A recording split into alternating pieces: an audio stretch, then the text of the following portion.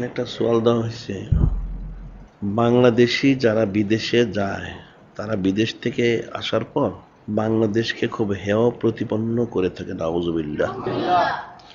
যেমন বলে থাকেন যে বাংলাদেশের আবহাওয়া খুব খারাপ, নাউজুবিল্লাহ, বিদেশের আবহাওয়া ভালো, ইত্যাদি ইত্যাদি। নিজের দেশকে হেয় প্রতিপন্ন করে কথা বলা ঠিক হবে কিনা জানা, এটা তো কুফরি হবে। এটা হিসেবে হুব্বুল ওয়াতানি মিনাল ঈমান, দেশের মমত্ব ঈমানের অঙ্গ।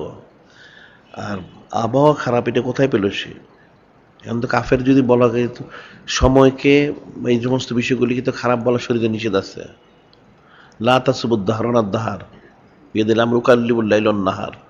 হাদিসে কুদসি যে বলা হয়েছে যে নূরে মুজাসসাম হাবিবুল্লাহ হুজুর পাক সাল্লাল্লাহু তিনি বলেন, আল্লাহ লা তাসুবুদ্দাহর অনাদ্দাহার, সময়কে গালি দেন, সময় তো আমি নিয়ন্ত্রণ করি। মুকাল্লিবুল লাইলন নাহার বিয়াদিল আমরু কাল্লিবুল লাইলন নাহার, দিন রাতে আমি পরিবর্তন করাই। তা আবহাওয়া যে বিষয়টা, ঠান্ডা শীত গরম, এটা তো আল্লাহ পাক পরিবর্তন করে থাকেন। এখন বাংলাদেশ আবহাওয়া খারাপ কোথায় দেখলো? কোনখানে খারাপ আছে? এখন তো দেখা যাচ্ছে আল্লাহ পাক এবং ওনার হাবিব ওনাদের রহমতের কারণে আমরা যে বলি মদিনা শরীফ, মক্কা শরীফ, বাংলাদেশ আবহাওয়া সবচেয়ে ভালো, সুবহানাল্লাহ। এটা বলাটা কখনো ঠিক হবে না। নিজের দেশকে হেয় প্রতিপন্ন করা, এটা হাদিস শরীফ অনুযায়ী কিন্তু কুফরি পর্যন্ত গিয়ে বসবে। যেটা হাদিস শরীফ যদি ওলামায়ে সূরা চুচারে কিলোকাল করে, হুব্বুল ওয়াতানি মিনাল ঈমান, এটা হচ্ছে দেশের মহব্বত ঈমানের অঙ্গ, সুবহানাল্লাহ। আল্লাহ পাক শুধু অমা আরসালনা মির রাসূলিন ইল্লা বিলিসানি কাওমি, আল্লাহ আমি প্রত্যেক রসুল আলাইহিস সালাম ওনাদেরকে, নবী আলাইহিস সালাম প্রত্যেক ওনাদের এলাকার ভাষা অনুযায়ী ওনাদেরকে আমি প্রেরণ করেছি, সুবহানাল্লাহ। এই আয়াত থেকে হুব্বুল লিসানি মিনাল ঈমান, নিজের ভাষা যেটা মাতৃভাষা যেটা বলা হয় সেটাকে মহব্বত করা ঈমানের অঙ্গ, সুবহানাল্লাহ। কাজে খারাপ বলাটা এটা কিন্তু ঠিক হবে না, এটা কুফরি পর্যন্ত গিয়ে বসতে পারে।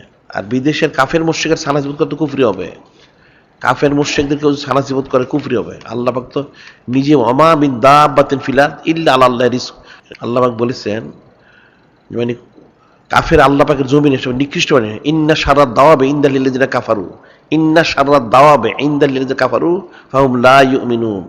নিশ্চয় আল্লাহ পাক ওনার কাছে ইন্না শাররাদ দাওয়াবে, প্রাণীর মধ্যে নিকৃষ্ট প্রাণী হচ্ছে আল্লাহর কারা, ইন্নাল লিল্লাযিনা কাফারু ফাহুম লা ইউমিনুন, কাফের যারা ঈমান আনে না, এটা সবচেয়ে নিকৃষ্ট প্রাণী, নাউজুবিল্লাহ।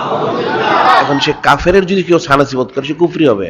হাদিস শরীফে রয়েছে নূরে মুজাসসাম হাবিবুল্লাহ হুজুর পাক সাল্লাল্লাহু আলাইহি তিনি বলেন, ইজা মুদিয়াল ফাসিকু, ইজা মুদিয়াল ফাসিকু ইহতাজাল্লাহুল আরশ গদিবা রাব্বু, গদিবা রাব্বু ইহতাজাল্লাহুল আরশ।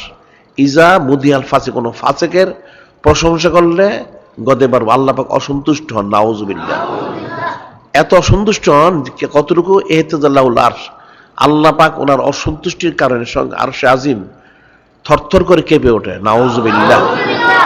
তাহলে এটা ফাসিকের প্রশংসা করলে যদি আল্লাহ পাক অসন্তুষ্ট হন, আর আল্লাহ পাক নিকৃষ্ট প্রাণী যদি কাফেররা হয়, তাহলে তাদের প্রশংসা করলে সেটা কত বড় গুনাহ হবে, এটা ফিকির করতে হবে।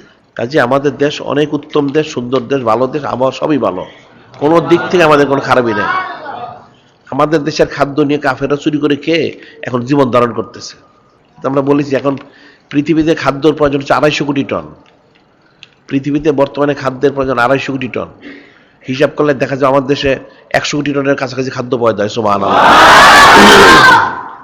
কাজে আমাদের দেশের খাদ্য, বাংলাদেশের খাদ্য পানীয় পৃথিবীর এমন কোনো দেশ নাই, বড় এমন কোনো শহর নেই যেখানে পাওয়া যায় না, সুবহানাল্লাহ।